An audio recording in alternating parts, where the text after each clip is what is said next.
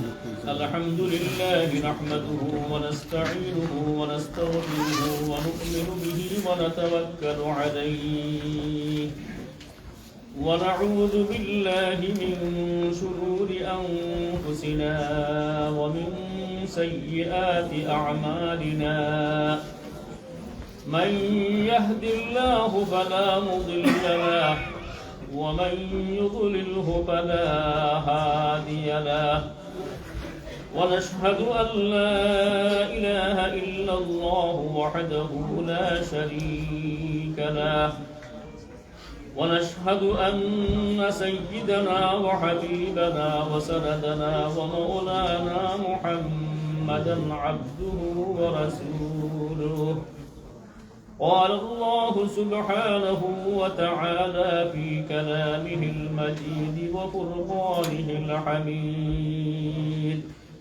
فأعوذ بالله من الشيطان الرجيم بسم الله الرحمن الرحيم والسماء ذات البروج واليوم الموعود وشاهد ومشهود قتل أصحاب الأخدود النار ذات الوقود وعن سهيب أن رسول الله صلى الله عليه وسلم قال كان ملك في من كان قبلكم وكان له ساحر فلما كبر قال للملك إني قد كبرت فابعث إلي غلاما أعلمه السحر إلى آخر الحديث وقال النبي صلى الله عليه وسلم من صلى علي واحدة صلى الله عليه عشرا সবাই মহব্বতের সাথে জোরে সোরে দুরূদ শরীফ পড়েন সাল্লাল্লাহু আলা সাইয়্যিদিনা ওয়া মাওলানা মুহাম্মদ ওয়া আলা আলিহি ওয়া সাহবিহি ওয়া সাল্লাম সাল্লাল্লাহু আলা সাইয়্যিদিনা وعلى آله وصحبه وسلم সম্মানিত হাজিরিন আল্লাহ তাবারাকা ওয়া তাআলার দরবারে লক্ষ কোটি শুকর যিনি অত্যন্ত দয়া এবং মেহেরবানি করে আমাদেরকে সর্বপ্রথম আজকের এই মাহফিলে আসার এবং বসার সুযোগ করে দিয়েছেন এজন্য আমরা দিল থেকে শুকর আদায় করি সবাই বলি আলহামদুলিল্লাহ সময় কম এই কম সময়ের ভিতরে আমি আপনাদের সামনে পবিত্র কোরআনে কারীমের 30 নম্বর পারার সূরাতুল বুরুজ থেকে নিয়ে কয়েকটি আয়াত তিলাওয়াত করেছি সময়ের আলোকে যতটুকু আল্লাহ সুবহানাহু ওয়া তাআলা আমাকে তৌফিক দান করেন আমি এই সূরার কিছু অনুবাদ এবং সংক্ষিপ্ত তাফসীর আপনাদের সামনে পেশ করার চেষ্টা করব আপনারা মনোযোগ সহকারে সবাই শুনতে রাজি আছেন ইনশাআল্লাহ একটু জোরে বলেন ইনশাআল্লাহ আপনারা আজকে লোক কম না অনেক লোক আছেন তো যারা আছেন সকলে যদি একটু মনোযোগ সহকারে কথাগুলো শুনেন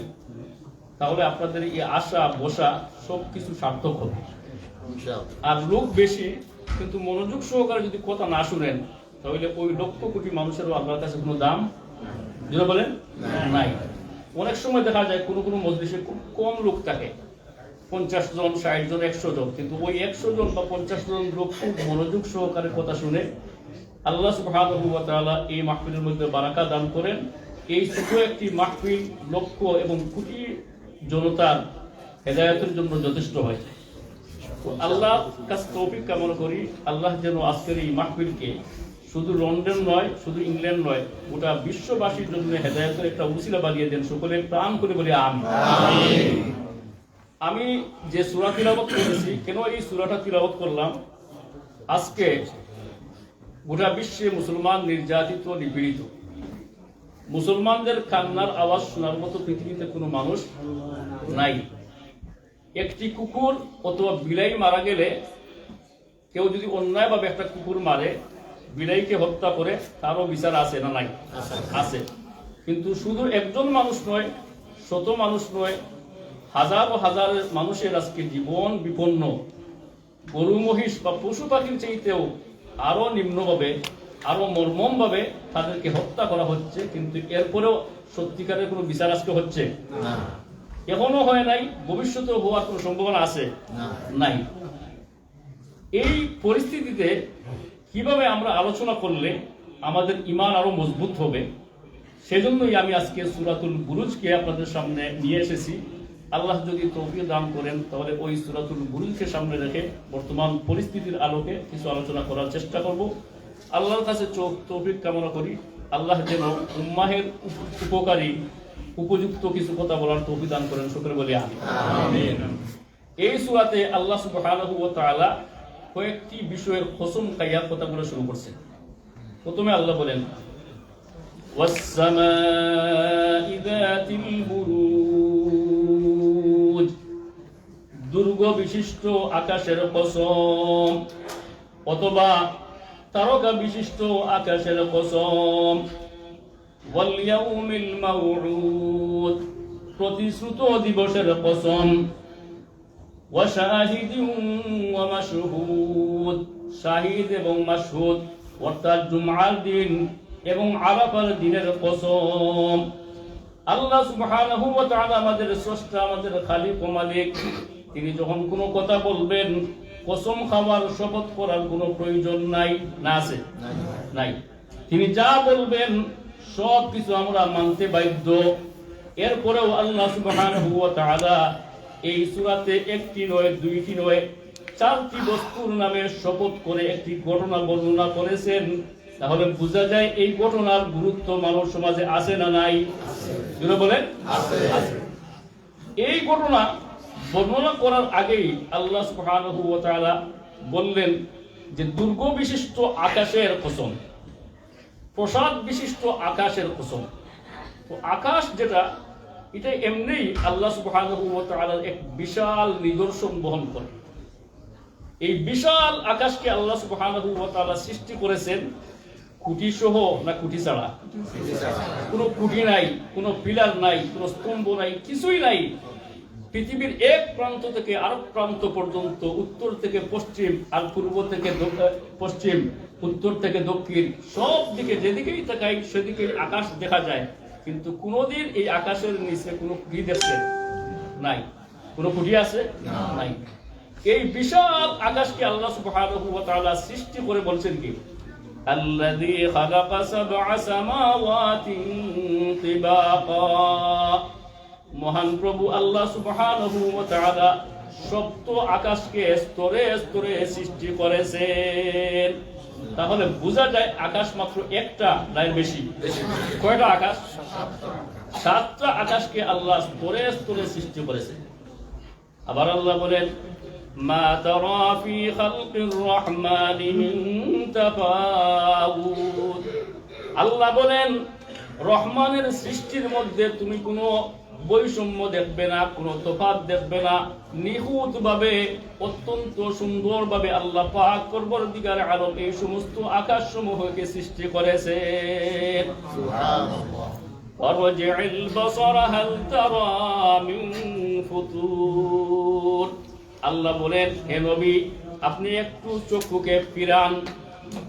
হাল তারা মিন ফুতুর, এই বিশাল আকাশের মধ্যে আপনি কি কোনো ফাটল দেখতে পাচ্ছেন? এই বিশাল আকাশের মধ্যে কোনো ফাটল আছে? কোনো ছিদ্র আছে? নাই। যেদিন থেকে আল্লাহ সুবহানাহু ওয়া তাআলা এই বিশাল আকাশকে সৃষ্টি করেছেন সেদিন থেকে এখন পর্যন্ত নিখুঁতভাবে আছে না কোনো ফল্ট দেখা দিছে? কোনো ফল্ট নাই। কত ভূমিকম্প হইল, বিভিন্ন দেশে ভূমিকম্প হওয়ার পরে বিশাল বিশাল দুর্গ, বিশাল বিশাল প্রসাদ, এই সমস্ত দোষে মাটির সাথে মিশে গেছে, কিন্তু আজ পর্যন্ত আকাশের এই যে বিশাল আকাশ আল্লাহ সৃষ্টি করছেন এর মধ্যে কোনো ত্রুটি দেখা দিছে? নাই। আল্লাহ বলেন ওয়াস-সামাই যাতিল বুরুজ, দুর্গ বিশিষ্ট প্রসাদ বিশিষ্ট আকাশের কসম। এই মহান আল্লাহ পাক পরবর্তীকার আলম আকাশের কসম খাইয়া বক্তব্যটা শুরু করলেন। আল্লাহ নিজের একটু ক্ষমতা, একটু পাওয়ারকে দেখাইলেন যে আমি যে আল্লাহ সুবহানাহু ওয়া তাআলা কথা বলছি, এই আল্লাহ যে কত মহান তোমরা আমার একটু সৃষ্টির দিকে তাকালেই আমার ক্ষমতা তোমরা বুঝতে পারো। ওয়াল ইয়াউমিল মাউউদ, আল্লাহ আরো বলেন প্রতিশ্রুত দিবসের কসম, অর্থাৎ কিয়ামত দিবসের কসম। এই দিনই একমাত্র দিন নয়, আরো দিন আছে না নাই? আছে বলেন, আছে, আরো দিন আছে। ইয়াকা না'বুদু ওয়া ইয়াকা নাস্তাঈন, এর আগে আমরা পড়ি মালিকি ইয়াউমিদ্দিন, আল্লাহ হচ্ছেন তিনি যিনি বিচার দিবসের মালিক। প্রত্যেকটা মানুষকে কিয়ামতের দিন আল্লাহ পাক পরওয়ারদিগার আলম পরিপূর্ণ পাওনা দান করবেন। ভালো কাজ করলেও সে তার পরিপূর্ণ পাওনা পাবে, মন্দ কাজ করলেও সে তার পরিপূর্ণ পাবে। সেই পরিপূর্ণতা যিনি দান করবেন তিনি হচ্ছেন বিচার দিবসের মালিক। আল্লাহ সেই দিকে ইঙ্গিত করেই বললেন ওয়াল ইয়াউমিল মাউউদ, প্রতিশ্রুত দিবসের কসম। ওয়াদা কিন্তু একটি দিন আছে, সেই দিনের কসম খাইও আল্লাহ সামনে বক্তব্যটা পেশ করবেন। ওয়া শাহিদিন ওয়া মাশহুদ, শাহিদ এবং মাশহুদের কসম। তো শাহিদ কি এবং মাশহুদ কি, এর ব্যাখ্যা উলামায়ে কেরাম বলছেন যে নবী করিম সাল্লাল্লাহু আলাইহি ওয়াসাল্লাম একটি হাদিসের মধ্যে উল্লেখ করেছেন যে শাহিদ বলতে বোঝানো হয় জুমার দিন, আর মাশহুদ হচ্ছে আরাফার দিন। গোটা বছরের মধ্যে সবচেয়ে গুরুত্বপূর্ণ দিন হচ্ছে আরাফার দিন, আর সপ্তাহের মধ্যে সবচেয়ে গুরুত্বপূর্ণ দিন কোনটি? জুমআ। বলেন জুমআর দিন। এই দুই দিন কিয়ামতের দিন মানুষের আমলের জন্য সাক্ষী হিসাবে দাঁড়া হবে। এজন্য আল্লাহ পাক পরওয়ারদিগার আলম বলেন ওয়া শাহিদিন ওয়া মাশহুদ, শাহিদ এবং মাশহুদের কসম। তো এই আয়াতে আল্লাহ সুবহানাহু ওয়া তাআলা সর্বমোট কয়টা বিষয়ের কসম খাইছেন?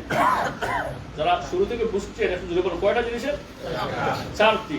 এক নম্বর হচ্ছে আকাশের কসম, দুই নম্বর প্রতিশ্রুত দিবসের কসম, তিন নম্বর শাহিদের কসম অর্থাৎ জুমার দিনের কসম, আর চার নম্বর হচ্ছে আরাফার দিনের কসম।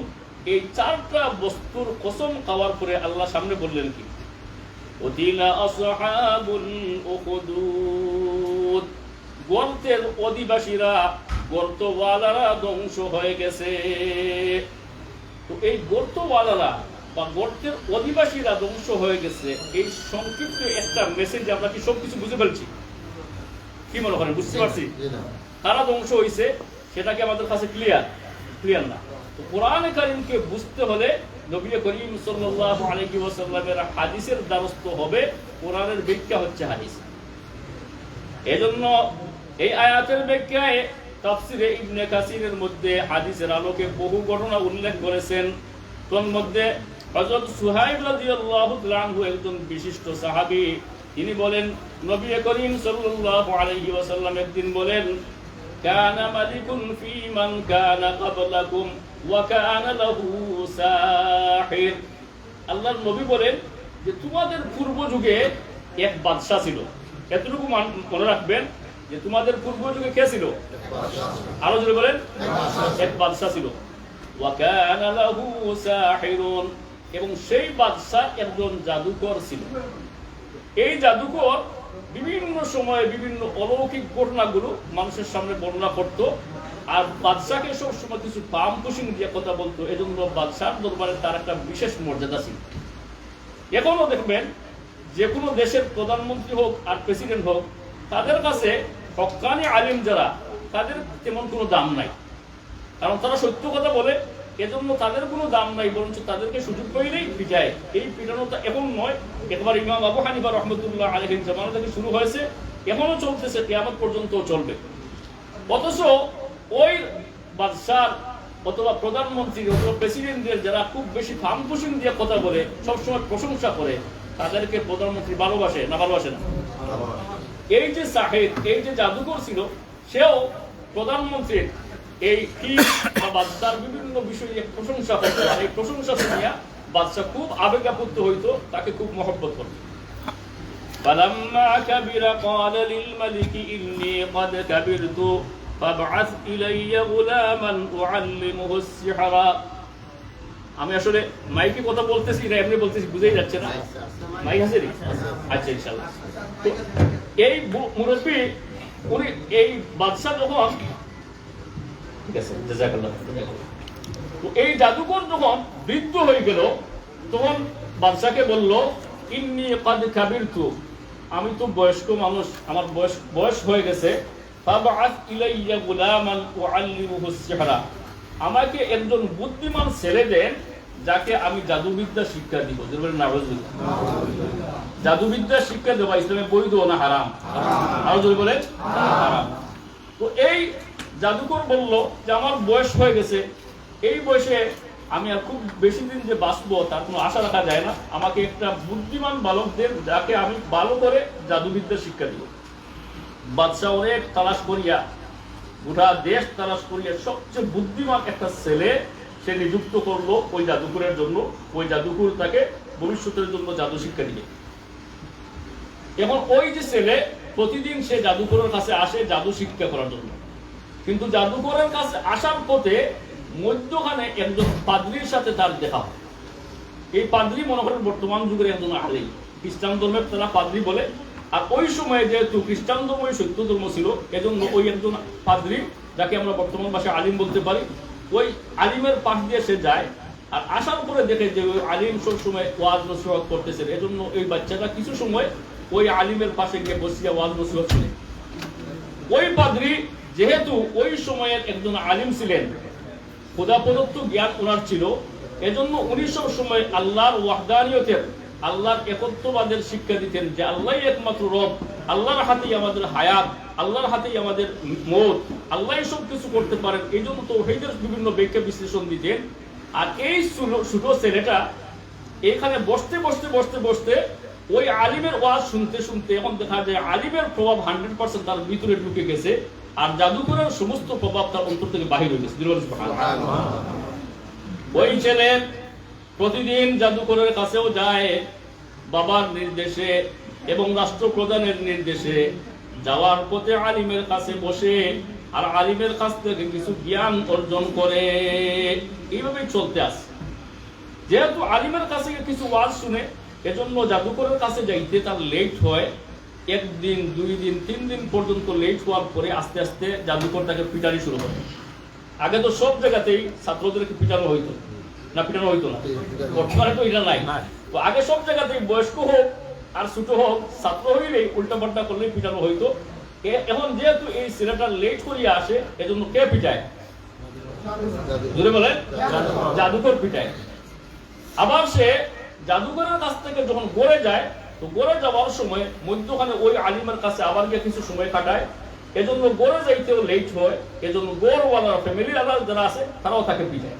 তো তার বাইকে শুধু পিটা আর পিটায়, গড়ে গেলেও পিঠা খায় আর জাদুকরের কাছে আইলেও পিঠা খায়। পিঠা খাইতে খাইতে এইভাবে সে জুলুমের শিকার হইতে হইতে একদিন সে তার উস্তাদকে বলল, আলিমকে বলল যে হুজুর, আমার তো বড় মুসিবত, জাদুকরের কাছে গেলেও পিঠা খাই, ঘরের মধ্যে আসলেও পিঠা খাই, কিন্তু আমি আপনাকে ছাড়তে পারি না। এই জন্য আপনার বলতে আসতেই হয়, আর আসলেই লেট হয়, এই জন্য 2 জায়গায় পিঠা আমার বাইকে। তখন ওই জাদুকর, ওই আলিম বললেন যে আমি তোমাকে একটা কৌশল শিখাইয়া দিই। কৌশলটা হচ্ছে কি, ইযা খাশিতাস সাহির ফাকুল হাবাসানি আহলি ওয়া ইযা খাশিতা আহলাক ফাকুল হাবাসানিস সাহির। যখন তুমি জাদুকরের ভয় করবে, জাদুকর তোমাকে পিটাইবে, এই ভয় তোমার অন্তরে চলে আসবে, তখন তুমি বলবে হাবাসানি আহলি, আমার পরিবার আমাকে আসতে দেরি করছে, এজন্য আমার দেরি হইছে। ওয়া ইযা খাশিতা আহলাক ফাকুল হাবাসানিস সাহির। আর যখন তুমি দেখবে তোমার পরিবার তোমার উপর গরম, তখন তুমি বলবে জাদুকর আমাকে আসতে দেরি করাইছে, এজন্য আমার দেরি হইছে। এই আলিমটাকে একটা কৌশল শিখাই দিলেন। সে ওই কৌশল অনুযায়ী যেদিন তার গড়ে আসতে দেরি হয়, সেদিন বলে যে জাদুকর আমাকে আসতে দেরি করাইছে, সে সময় মতো আমাকে ছুটি দেয় নাই, এজন্য লেট হয়েছে। আর যখন জাদুকরের কাছে যেতে লেট হয়, তখন গিয়ে বলে যে আমার পরিবার আমাকে আসতে দেয় নাই, এজন্য আমার আসতে লেট হয়েছে। তো 2 জায়গাতেই সে পিঠা থেকে আপাতত সে মুক্ত। এইভাবে তার চলতেছে। হাদিস শরীফের মধ্যে এসেছে, মুসলিম শরীফের সহিহ হাদিস, নবী করিম সাল্লাল্লাহু আলাইহি ওয়াসাল্লাম বলেন যে এইভাবেই চলছে। হঠাৎ করে একদিন এই জাদুকরের কাছে আসার পথে দেখলো যে একটা বিশাল জন্তু, জন্তুর কি নাম সেটা উল্লেখ করা হয় নাই। দাব্বাতুন আযীমাতুন, হাদিসের শব্দ, বিশাল এক জন্তু তার সামনে পড়ে গেছে। এই বিশাল জন্তুর কারণে এদিক থেকে কোনো মানুষ ওই দিকে দেখতে পারে না, আবার ওই দিকের কোনো মানুষ এদিকেও আসতে পারে না, সমস্ত মানুষ আটকা পড়ে গেল। তখন ওই ছেলের অন্তরের মধ্যে একটা প্রশ্ন জাগলো যে আসলেই জাদুকর সত্য না আলিম সত্য, এই বিষয়টা আজকে পরীক্ষা করবো। যিনি বলেন সুবহানাল্লাহ। আল ইয়াউমা আ'লামু আস-সাহিরু আফদালু আমির রাহিব আফদালু। হাদিস শরীফের মধ্যে এসেছে ওই বালকটা বলল, আজকে আমি পরীক্ষা করব জাদুকর আল্লাহর কাছে প্রিয় না আলিম আল্লাহর কাছে প্রিয়, সেটা আজকে আমি পরীক্ষা করব। যিনি বলেন সুবহানাল্লাহ। এই পরীক্ষার উদ্দেশ্যে সে ওই মহান জন্তুকে মারার উদ্দেশ্যে ছোট একটা পাথর তার হাতের মধ্যে উঠেছে। হাতে উঠাইয়া বলল, আল্লাহ তোমার কাছে আমার দাবি, যদি ওই আলিমের কাজকর্ম জাদুকরের কাজকর্মর চাইতে তোমার কাছে ভালো লাগে, তোমার কাছে প্রিয় হয়ে থাকে, তাহলে ওই সত্য বোঝার জন্য আমি যে পাথর নিক্ষেপ করতেছি ওই ছোট পাথরের আঘাতে তুমি ওই বিশাল জন্তুকে মেরে ফেলো। যিনি বলেন সুবহানাল্লাহ। এই বলিয়াই সে ছোট একটা পাথর নিক্ষেপ করছে। সামান্য একটা পাথরের আঘাতে বিশাল বড় জন্তু মুহূর্তের ভিতরে মারা গেছে। এখন তার কাছে বিষয়টা পরিষ্কার না পরিষ্কার না? যিনি বলেন পরিষ্কার। সে বুঝে ফেলছে যে আজকে আমার কাছে সব কিছু পরিষ্কার হয়ে গেছে। জাদুকর আল্লাহর কাছে প্রিয় নয়, ওই আলিম আল্লাহর কাছে প্রিয়, আলিমের ধর্মই সত্য। এরপরে সে এই ঘটনাটা গিয়া তার উস্তাদের কাছে বলল যে হুজুর, আজকে একটা বিশাল ঘটনার সম্মুখীন আমি হয়েছি। এই যা বললাম সেই ঘটনাটা বিস্তারিত সে বলল। বলার পরে তার উস্তাদ যিনি ছিলেন, আলিম যিনি ছিলেন, তিনি বললেন, ইয়া বুনাইয়া আনতাল ইয়াউম আফদালু মিন্নি। হে আমার পুত্র, হে আমার ছাত্র, আজ থেকে তুমি আমার থেকেও আরো বেশি শ্রেষ্ঠ, আমার চাইতেও আরো তুমি উত্তম আল্লাহর দরবারে। সুবহানাল্লাহ। তুমি আমার থেকেও আরো অগ্রগামী হয়ে গেছো, আল্লাহর কাছে তুমি আরো বেশি প্রিয় হয়ে গেছো। তবে তোমার জন্য একটা মুসিবত সামনে আছে। কি মুসিবত? ওয়া ইন্নাকা সাতুবতালা ফাইন ইবতুলিতা ফালা তাদুল্লা আলাইয়া। ওই উস্তাদ বললেন, এখন তোমাকে পরীক্ষা করা হবে, তুমি পরীক্ষার সম্মুখীন হবে। যখন তুমি পরীক্ষার সম্মুখীন হবে তখন কোশ্চিন কালেও তুমি আমার নাম বলবে না। কারণ মানুষ যখন কিছু অগ্রসর হয়, দুনিয়ার লাইনে হোক অথবা আখিরাতের লাইনে হোক, তার উপরে পরীক্ষা আসে না? আসে না? আজকে যারা বিভিন্ন পদ বুক করতেছে, মন্ত্রী হয়েছে, এমপি হয়েছে, এরা আগে কর্মী থাকা অবস্থায় অনেক পিঠা খাইছে না খাইছে না, অনেক জোর তুফান তাদের উপরে চলে গেছে, এরপরে তারা আজকে এই পজিশনে চলে আসছে। এটা দুনিয়ার ব্যাপারে হোক অথবা আখিরাতের ব্যাপারে হোক, যখন কোনো মানুষ একটু অগ্রসর হয়, অগ্রসর হওয়ার পরে তার উপর বিভিন্ন ধরনের পরীক্ষা চলে আসে। এজন্য উস্তাদ বললেন, ওয়া ইন্নাকা সাতুবতালা, এখন তোমাকে পরীক্ষা করা হবে। আর এই পরীক্ষা যখন করা হবে তখন তুমি কখনো আমার নামটা বলবে না। এদিকে খেয়াল করেন সবাই তো, এই আমার নামটা বলবে না। এইভাবেই চলতেছে। আল্লাহ সুবহানাহু ওয়া তাআলা এই বালককে এত মহা জ্ঞান দান করলেন, এত আধ্যাত্মিক শক্তি দান করলেন যে এখন এই বালক যে কোনো মানুষকে চিকিৎসা করলে সাথে সাথে ওই ব্যক্তি ভালো হয়েছে। বিশেষ করে হাদিস শরীফের মধ্যে এসেছে, সে যখন কোনো অন্ধ ব্যক্তিকে চিকিৎসা দেয় সাথে সাথে অন্ধ ব্যক্তি ভালো হয়ে যায়। কুষ্ঠ রোগীকে যখন কোনো চিকিৎসা দেয় কুষ্ঠ রোগী ভালো হয়ে যায়। এইভাবে সমস্ত রোগের চিকিৎসা সে করতে শুরু করলো। তার প্রশংসা, তার তারিফ গোটা দেশের মধ্যে যখন ছড়িয়ে পড়লো, বাদশার দরবারে একজন বাদশার মন্ত্রী অথবা বিশেষ একজন লোক ছিল, সেও কোনোভাবে অন্ধ হয়ে গেছিল। যখন ওই ব্যক্তি শুনলো যে এই একটা লোক, এই একটা ছেলে যে কোনো মানুষকে যে কোনো চিকিৎসা দিলেই সে ভালো হয়ে যায়, ওই মন্ত্রী বিরাট হাদিয়া তুফা, বিরাট গিফট নিয়ে ওই ছেলের সামনে হাজির হইল। আর হাজির হইয়া বলল যে বালক, সে বাবা শুনো, এই বিশাল হাদিয়া গিফট সবকিছু তোমার জন্য নিয়ে এসেছি, কিন্তু একটা শর্ত হচ্ছে এর বিপরীতে এর বিনিময়ে তুমি আমাকে সুস্থ করে তুলতে হবে। তখন ওই ছেলেটা বলছে কি শুনে, ওই ছেলে বলল, ইন্নী লা আশফি আহাদান ইন্নামা ইয়াশফিল্লাহু তাআলা, আমি কাউকে সুস্থ করতে পারি না, আমি কাউকে শিফা দিতে পারি না, শিফা এবং সুস্থর মালিক হচ্ছেন একমাত্র কে? আরো জোরে বলেন আল্লাহ। ওই ছেলে বলল, এটা আমার দায়িত্ব না, আমি সেটা করতে পারি না, একমাত্র আল্লাহই শিফা দিতে পারেন।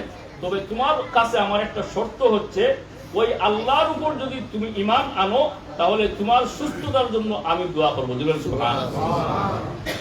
ওই ছেলে যখন দাওয়াত দিল, ওই দাওয়াত পাওয়ার পরে ওই মন্ত্রী ওই ছেলের কথা অনুযায়ী আল্লাহর উপর ঈমান আনলো। আল্লাহর উপর ঈমান আনার উপরে ওই ছেলে আল্লাহর কাছে দোয়া করে আর বলে, হে আল্লাহ, আমি তো কোনো শিফা দিতে পারি না, আমি কোনো মানুষকে সুস্থ করে তুলতে পারি না, শুধু তুমি একমাত্র শিফা এবং সুস্থতার মালিক। আমি তোমার কাছে দোয়া করতেছি যেন ওই অন্ধ ব্যক্তিটা সুস্থ হয়ে যায়। ওই ছেলে যখন দোয়া করছে, দোয়ার বিপরীতে একটু পরে ওই ব্যক্তি আলহামদুলিল্লাহ সুস্থ হয়ে গেছে। তো সুস্থ হওয়ার পরে ওই মন্ত্রী পরের দিন বাদশার দরবারে গিয়ে রাজ দরবারে বসছে। রাজ দরবারে যখন বসছে তখন বাদশা জিজ্ঞাসা করলো যে, গতকালকেই তুমি অন্ধ ছিলে না? অন্ধ ছিল না, গতকালকেই তুমি অন্ধ ছিলে, আর আজকে দেখতেছি তুমি সুস্থ অবস্থায় এখানে চলে আসলে। মান রাদ্দা আলাইকা বাসারাকা, তোমার এই চক্ষুকে কে ফিরিয়ে দিল? তখন ওই ছেলে বলল কি, ওই বাদশা বলল, আলা রাব্বি, আমার আল্লাহ, আমার মহান আল্লাহ, আমার প্রভু আমার এই চক্ষুকে ফিরিয়ে দিয়েছেন। আলা ওয়ালাকা রাব্বুন গায়রি, তখন ওই জালিম বাদশা জিজ্ঞাসা করলো, ওয়ালাকা রাব্বুন গায়রি, আমি ছাড়াও তোমার কি আর কোনো প্রভু আছে? তিনি বলেন, নাউযুবিল্লাহ। মানুষ ক্ষমতা পাওয়ার পরে কত যে গুমরাহির মধ্যে পৌঁছে যায়, তার চিন্তা হয়েছিল যে সেই সমস্ত মানুষের প্রভু তার উপরে আর কেউ নাই। এজন্য সে প্রশ্ন করলো, ওয়ালাকা রাব্বুন গায়রি, আমি ছাড়া কি তোমার আর কোনো প্রভু আছে? তখন ওই বাদশা ওই মন্ত্রী বলল, রব্বি ওয়া রাব্বুকাল্লাহ, আমার এবং তোমার উভয়ের আল্লাহ রব হচ্ছেন আল্লাহ। সুবহানাল্লাহ। আমার এবং তোমার উভয়ের রবকে আরো জোরে বলেন আল্লাহ। এই কথা বলার পরে তখন বাদশা তাকে বিভিন্নভাবে শাস্তি দেওয়া শুরু করলো, যে তুমি এই বিশ্বাস থেকে যতক্ষণ পর্যন্ত ফিরবে না, আর বিশেষ করে তোমাকে কে এই শিক্ষাটা দিছে সেই নাম যতক্ষণ বলবে না, ততক্ষণ তোমাকে কন্টিনিউ মারা হবে, তোমাকে শাস্তি দেওয়া হবে। তো মায়ের খাইতে খাইতে, পিঠা খাইতে খাইতে খাইতে এক পর্যায়ে ওই মন্ত্রী বলে ফেললো যে, আমাকে চিকিৎসা দিয়েছে এই ছোট ছেলে। এরপর ওই ছেলেটাকে দেখানো হইল। ছেলে যখন বাদশার দরবারে আসলো, তখন বাদশাহ ওই ছেলের অনেক প্রশংসা করলো, বললো যে, বাবা, তোমাকে জাদুবিদ্যা শিক্ষার জন্য আমি পাঠাইছিলাম, আলহামদুলিল্লাহ তুমি তো জাদুবিদ্যা শিক্ষা অনেক উপরে চলে গেছো, জাদুর মধ্যে তোমার অনেক শক্তি চলে আসছে, এখন তুমি অন্ধকেও ভালো করতে পারো, কুষ্ঠ রোগীকেও ভালো করতে পারো, আর অনেক কিছু করতে পারো, তুমি তো অনেক প্রশংসার দাবিদার। তখন ওই ছেলে বলে, আমার কোনো প্রশংসা নাই, আমি কোনো মানুষকে সুস্থ করতে পারি না, কোনো মানুষকে ভালো করার কোনো ক্ষমতা আমার নাই, সমস্ত মানুষকে ভালো করার একমাত্র ক্ষমতা রাখেন কে? আরো যদি বলেন আল্লাহ। এরপরে এই কথা বলার পরে বাদশা ওই ছেলেটাকেও শাস্তি দেওয়া শুরু করলো। শাস্তি খাইতে শাস্তি বুক করতে করতে এক পর্যায়ে সেও বাধ্য হইয়া তার উস্তাদের নাম বললো, যে আমাকে এই সমস্ত শিক্ষা দিয়েছেন আমার উস্তাদ, যে উস্তাদ আগে তাকে নিষেধ দিয়েছিলেন নাম না বলার জন্য, সেই উস্তাদের নাম বলে ফেলছে। এরপরে ওই তার উস্তাদকে আনা হয়েছে।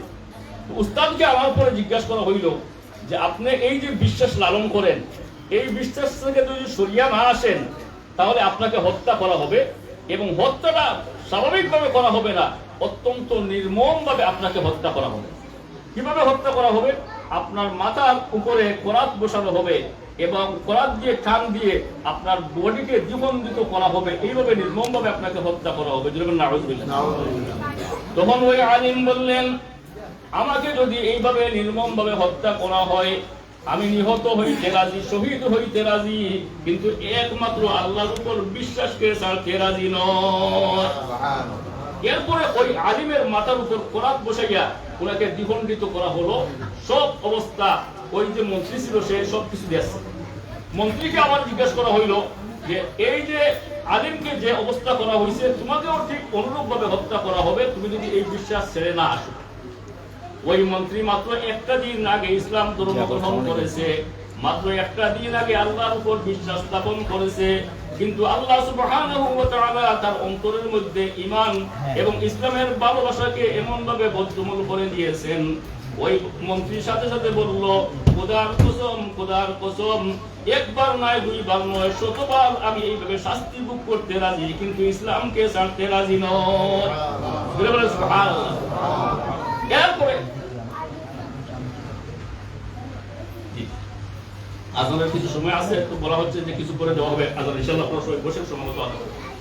তো এরপরে ওই বাদশা ওই আলিম ওই মন্ত্রীকে যখন এইভাবে বলা হইলো, তো ওই মন্ত্রীও ইমানের উপর অটল থাকলেন, ওনার মাথার উপর করাত বসিয়ে ওনাকেও দ্বিখণ্ডিত করা হইল। 3 নম্বরে ওই ছেলেকে আনা হইছে, আনা হইয়া ছেলেকে বলা হইল যে হে ছেলে, তুমি যদি তোমার ইমান থেকে ফিরে না আসো তাহলে ওই আলিমকে এবং মন্ত্রীকে যেভাবে হত্যা করা হয়েছে ঠিক অনুরূপ ভাবে তোমাকেও হত্যা করা হবে। ওই ছেলে একই জবাব দিল যে আমি মরতে রাজি, তবু ইসলাম ছাড়তে রাজি না। এরপরে বাদশাহ বলল যে ওই ছেলেকে নিয়ে তোমরা পাহাড়ের চূড়ায় চলে যাও। পাহাড়ের চূড়ায় গিয়া সেখানে যাওয়ার পরে তাকে বলবা যে হয়তো তুমি তোমার ধর্ম ত্যাগ করো, নতুবা তোমাকে পাহাড় থেকে দোষাইয়া নিচের দিকে পালাইয়া হত্যা করা হবে। ছেলেকে যখন সেখানে নেওয়া হয়েছে, তো সেখানে যাওয়ার পরে ছেলে একটা দোয়া পাঠ করছিল, এই দোয়াটা মুখস্থ করবেন। ছেলে তখন বলল, আল্লাহুম্মা কফিনিহিম বিমা শি'তা, ওয়া আল্লাহ আমাকে তুমি এদের থেকে হেফাজত করো যেভাবে তুমি ইচ্ছা পোষণ করো। সুবহানাল্লাহ। সে নির্দিষ্ট কিছু বলে নাই, আল্লাহর কাছে চাইলো যে হ্যাঁ আল্লাহ আমাকে তুমি এদের থেকে হেফাজত করো যেভাবে তোমার ইচ্ছা। আল্লাহ সুবহানাহু ওয়া তাআলা সাথে সাথে পাহাড়কে নির্দেশ দিলেন, সে হে পাহাড় তুমি যখন কম্পন শুরু করো। সুবহানাল্লাহ। তো পাহাড় কম্পন শুরু করছে, সাথী সঙ্গী যারা ছিল সবাই সেখান থেকে দোষে পড়ে সবাই মারা গেল, আর ওই ছেলেটা সে হাসি হাসি হাসি বাদশার দরবারে আসে হাজির হইল। বাদশা তাকে জিজ্ঞাসা করলো, তোমার সাথী সঙ্গীর কি অবস্থা, তাদের সাথে কি ব্যবহার করা হয়েছে, তুমি দেখি সুস্থ আর সবাই মারা গেল, তার কারণ কি? ওই ছেলেটা বিস্তারিত ঘটনা বলল। এরপরে বাদশা বলল যে একে ধরো, ধরিয়ে নিয়ে সমুদ্রের মধ্যে নিয়ে নিক্ষেপ করো। তো সাথী সঙ্গে কিছু লোকদেরকে দিল, তোমরা একটা নৌকার উপর উঠাও, আর নৌকার উপর উঠে নিয়ে তাকে সমুদ্রের মধ্যখানে নিয়ে নিক্ষেপ করবে। তারা তাকে যখন সমুদ্রের মধ্যখানে নিছে, তো মধ্যখানে নেওয়ার পরে ওই ছেলেটা ওই আগের দোয়াটা আবার পড়ছে। আপনারা ওই দোয়াটা মুখস্থ করেন, আল্লাহুম্মা কফিনিহিম, সবাই আমার সাথে পড়েন, আল্লাহুম্মা কফিনিহিম বিমা শি'তা, হে আল্লাহ তুমি আমাকে রক্ষা করো এদের থেকে যেভাবে তুমি ইচ্ছা করো। আল্লাহ সুবহানাহু ওয়া তাআলা তখন সমুদ্রের পানিকে নির্দেশ দিলেন যে হে পানি তুমি একটু এদেরকে কাবু করো। সমুদ্রের পানি নড়াচড়া শুরু করলো, তখন দেখা গেল নৌকা উলটপালট হইয়া সাথী সঙ্গী যারা ছিল সবাই ডুবিয়া মারা গেল, আর আলহামদুলিল্লাহ এই ছেলে আবার সুস্থ অবস্থায় বাদশার দরবারে আসে হাজির হইল। বাদশা এই অবস্থা দেখার পরে জিজ্ঞাসা করলো তোমার সাথী সঙ্গীর সাথে কোন ব্যবহার করা হয়েছে। এই ছেলে বিস্তারিত ঘটনা বর্ণনা করলো এবং সাথে সে এও কথা বললো, হে বাদশা শুনো, তোমার পক্ষে আমাকে হত্যা করা সম্ভব নয়, একবার নয় দুইবার নয় শতবার যদি তুমি চেষ্টা করো তবুও তুমি আমাকে হত্যা করতে পারবে না। ইন্নাকা লাস্তা বিকাতিলিয়া, সে বলল তোমার পক্ষে আমাকে হত্যা করা সম্ভব নয়, তবে আমি একটা পদ্ধতি শিক্ষা দিব, ওই পদ্ধতি অবলম্বন করলেই তুমি আমাকে হত্যা করতে পারবে। পদ্ধতিটা কি? তুমি যদি আমাকে হত্যা করতে চাও তাহলে একটা কাজ করবে, আমার এই ব্যাগ থেকে একটা তীর নিক্ষেপ করবে, আমার ব্যাগ থেকে একটা তীর আমি দিব, ওই তীরকে নিয়ে তুমি ধনুকের মধ্যে রাখবে, আর ধনুকের থেকে যখন ছাড়বে তো ছাড়ার সময় তুমি বিরাট অঙ্কে প্রচুর লোককে একটা মাঠের মধ্যে জমা করবে। এই ছেলের কথা অনুযায়ী হাজারো হাজার লক্ষ লক্ষ মানুষদেরকে একটা মাঠের মধ্যে নিয়ে জমা করা হইল। আর জমা করার পরে ছেলে বলল আমার উপর যখন আপনি তীর নিক্ষেপ করবেন তখন ওই কথাটা বলবেন, বিসমিল্লাহি রাব্বি হাযাল গুলাম, আমি তীর নিক্ষেপ করতেছি ওই ছোট বাচ্চার প্রভুর নামে। এই ছেলে চিন্তা করলো এই জালিম বাদশার কাছ থেকে তো বাঁচা সম্ভব নয়। এজন্য শেষ মুহূর্তে আমি আমার একটা ইসলামের বাণীকে প্রচার করিয়া যাই। সুবহানাল্লাহ। ওই বাদশা ছেলের শেখানো পদ্ধতিতে যখন তার উপর তীর নিক্ষেপ করলো আর বলল, বিসমিল্লাহি রব্বি হাযাল গুলাম, এই ছেলের প্রভুর নামে আমি তোমার উপর তীর নিক্ষেপ করতেছি। আলহামদুলিল্লাহ, এই তীর নিক্ষেপ করার সাথে সাথে ওই ছেলের মাথার একটা পার্শ্ব দিকে তীর নিক্ষেপ হয় এবং সে এখানে হাত দেওয়ার পরেই সে মারা যায়। আলহামদুলিল্লাহ, আমাদের প্রধান অতিথি চলে আসেন, সবাই বলে আলহামদুলিল্লাহ। আলহামদুলিল্লাহ। আসরের নামাজের পরেই হযরতের বয়ান হবে ইনশাআল্লাহ। আমি 2-3 মিনিটের ভিতরে একটু আলোচনার সময় হয়ে গেছে, আমার বক্তব্য শেষ করতেছি। তো ওই যে ছেলে, সবাই একটু মনোযোগ দেন, ওই ছেলে যখন মারা গেল, মারা যাওয়ার পরে যত মানুষ তার সামনে ছিল সমস্ত মানুষ একসাথে বলল, আমানতু বিরাব্বি হাযাল গুলাম, আমরা সবাই এই ছেলের প্রভুর উপর ঈমান আনলাম। বলে বলেন সুবহানাল্লাহ। বাদশার ইচ্ছা ছিল ওই ছেলেকে হত্যা করার মাধ্যমে ইসলামকে, সত্য ধর্মকে শেষ করে দেওয়া, কিন্তু আল্লাহ পাক পরবর্তীকার আলম প্লটকে পাল্টাইয়া দিলেন। ওই ছেলে যখন মারা যায়, মারা যাওয়ার পরে একটা মেসেজ রেখে গেল, যদি আমাকে আমার প্রভুর নামে হত্যা করা হয় তখন আমি মরবো, অন্যভাবে মরবো না। হাজারো হাজার মানুষ, লক্ষ কোটি মানুষ যখন এই দৃশ্য দেখলো তখন সকলের অন্তর চক্ষু খুলে গেল। এই বাদশা আমাদের প্রভু নয়, আমাদের আসল প্রভু হচ্ছে ওই ছেলের প্রভু। সবাই বলে আল্লাহ আল্লাহ আল্লাহ। একসাথে সবাই ঈমান আনলো। আর ঈমান আনার পরে বাদশার জ্বলন, বাদশার হিংসা যখন চূড়ান্ত পর্যায়ে পৌঁছে গেল, একটা ছেলেকে আমি ঈমান থেকে সরিয়ে আনার জন্য এত চেষ্টা করলাম, আর এর বিপরীতে দেখা যায় আজকে লক্ষ লক্ষ মানুষ মুসলমান হয়ে গেল, সত্য ধর্ম গ্রহণ করলো। তখন ওই সমস্ত মানুষকে হত্যা করার জন্য সে একটা গর্ত খনন করেছিল। আমি যে সূরা পাঠ করছিলাম, এই সূরার মধ্যে বলছিলাম, কুতিলা আসহাবুল উখদুদ, গর্ত ওয়ালারা ধ্বংস হয়ে গেছে। এই গর্ত খনন করিয়া যত ইমানদার ছিল সমস্ত ইমানদারকে একজন একজন করিয়া সবাইকে এই গর্তের মধ্যে নিক্ষেপ করলো। আর এই নিক্ষিপ্ত হওয়ার পরে সবাই জ্বলে পুড়ে শেষ হয়ে গেলেন। সর্বশেষ একটা মহিলা আসলো, যে মহিলার সাথে ছোট একটা বাচ্চা ছিল। ফুলের একটা বাচ্চাকে নিয়ে আগুনের মধ্যে জাপ দিয়ে পড়বে, এমতো অবস্থায় কষ্ট তো লাগানো স্বাভাবিক, ঠিক না? এই অবস্থায় এই মহিলা একটু ইতস্তত করছিলেন যে সেখানে পড়বেন কিনা। সাথে সাথে আল্লাহ পাক পরবর্তীকার আলোক ওই ছোট বাচ্চার জবানকে খুলে দিলেন। সুবহানাল্লাহ। ওই ছোট বাচ্চা বলল, ইয়া উম্মা ইসবিরি ফাইন্নাকি আলাল হক। ও মা, তুমি ধৈর্য ধারণ করো এবং আগুনের মধ্যে ঝাঁপিয়ে পড়ো। এই আগুন নয়, এটা হচ্ছে জান্নাতের বাগান। নিশ্চয় তুমি সত্যের উপর প্রতিষ্ঠিত আছো। জান্নাতের মধ্যে তোমার এবং আমার এবং সমস্ত মুসলমানদের একসাথে সাক্ষাৎ হবে। তো আল্লাহ পাক পরবর্তীকার আলম এই সূরার মধ্যে 4টি বস্তুর কসম খাইয়া বলছেন যে আকাশ, দুর্গ বিশিষ্ট আকাশের কসম, প্রতিশ্রুত দিবসের কসম, শাহিদ এবং মাশহুদের কসম, গর্তওয়ালারা ধ্বংস হয়েছে, অর্থাৎ জালিমরা ধ্বংস হয়েছে, মজলুমরা ধ্বংস হয় নাই। আজও যে সমস্ত মানুষ মজলুম, নির্যাতিত, এদের ধ্বংস নাই। আজকেরও জালিম যারা আছে ওদের ধ্বংস অবশ্যম্ভাবী।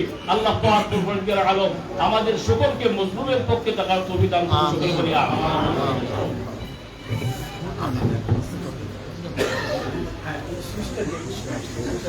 সবাই তো আমাদের আসরের আমাদের আজান হবে ইনশাআল্লাহ। আমাদের